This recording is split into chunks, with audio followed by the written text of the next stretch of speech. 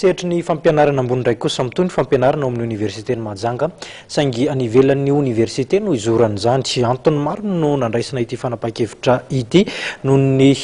fahasimbana fotodrafitrasa maromaro raha tsy laza afatsy izay isika niona tamin'ny premier ministre lehibe ny gouvernement moa omaly ny filohan'izany université izany ny professeur Rabesa Zafer Antoine. Omaly akory fa omaly dia isaorako azy satria alina ny rany miasa ny tenako miaraka amin'ny premier ministre dia miaraka amin'ny ministre ny fampianarana ambaratonga ambony mitady ny tokony ho atao fandaminana mba hiverena ny filaminana eny amin'ny campusna ambondrona satria moa tsy hany atao ny fampianarana dia misy antony izay ny antony anankiroa ny antony voalohany dia no fatehan-javatra misy any amin'ny campus io sambina arana hita angamba antsika tamin'ny aina manjery sasatsasany raha mitazo ianareo miamitenanareo tsirairay mitomanina zany io ny zava-misy tsy azo afenina io ny dégâts misy io dia mahatratrany amin'ny 9 milliards vola malagasy io fa maninona moa ny simba ny fanarana université dia no antony mpianatra nipetraka tao nandritry ny 3 volana ka tsy nahafahany mpiasa université miditra tao mihitsy na iray azy miantoka ny fiambenana andreo fananam-panjakana ireo fananany malagasy ireo misy ny vakitrano misy ny fangalarana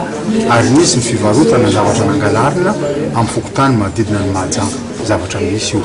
fa tsy izay akory natao hoe ampisarahana samy malagasy fa nilaza fa tsy misy zany dia mandainga ny tena por mandainga mpiaramonina misy ny fanapotera ny fanahana université dia misy ny fangalarana azy no antony io voalohany io dia tsy azo atao ny campusna ambonina ny fampianarana indrindra fa zavatra miendrika travaux pratique hatramina appareil de laboratoire ka hatramina paiasy latabatra seza tena sy nangalarana teo zavatra misy io tsy azo afina ny antony faharoa dia tsy afaka manao ny fampianarana any ambondrona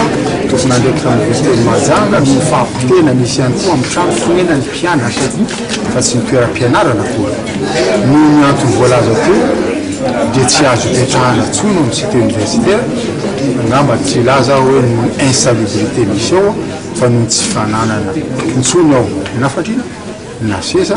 hatramina branchement électrique raha voaongotra daholo ka hatramina robinet dia tapahana daholo ny lohany ka hatraminy hoe varavarana tsy mahavaravara azy tsony ilana fanamboarana reo zany mialoka misy zao université ny Mahajanga fa rehefa voavoalohany teo averivery koa indrindra ho andray aman-dreny mananjanaka mianatra ny Mahajanga fianarana dia mandeha